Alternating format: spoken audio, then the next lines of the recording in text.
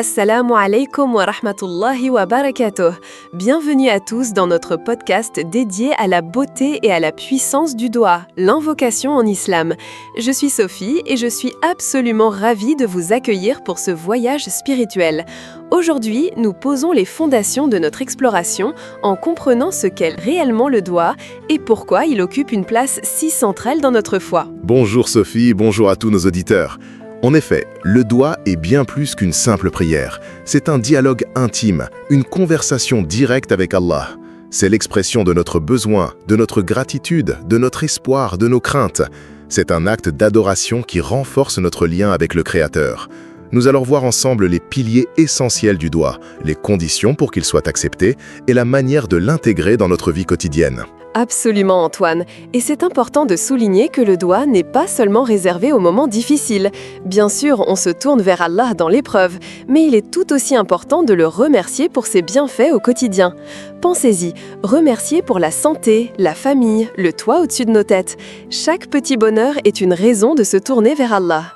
Il y a une éthique du doigt que nous allons explorer, la sincérité du cœur, l'humilité, la persévérance et la conviction qu'Allah est celui qui répond aux invocations.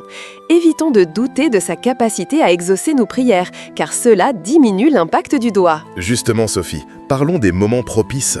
Bien que le doigt puisse être fait à tout moment, certains moments sont plus favorables. Par exemple, pendant le dernier tiers de la nuit, juste avant l'aube, pendant le mois de Ramadan, le jour de l'Aïd, entre l'Adhan et l'Iqama, l'appel à la prière et le début de la prière, pendant la prosternation, Sujoud, dans la prière, et pendant le voyage.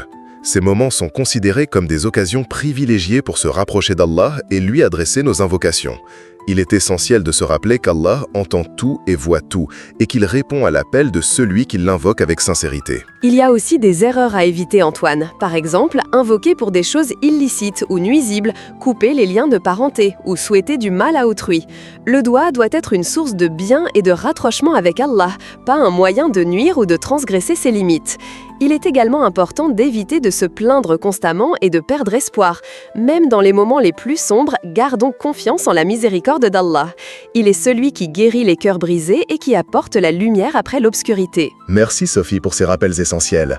Dans les prochains épisodes, nous allons explorer des doigts spécifiques tirés du Coran et de la Sunna pour différentes situations de la vie, la protection, la guérison, le pardon, la guidance et bien d'autres encore.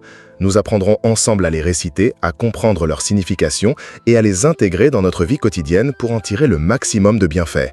Restez connectés. Absolument. Rejoignez-nous pour ce voyage spirituel enrichissant. Que la paix d'Allah soit avec vous et à très bientôt pour de nouvelles découvertes inspirantes. Assalamu alaikum wa rahmatullahi wa barakatuh.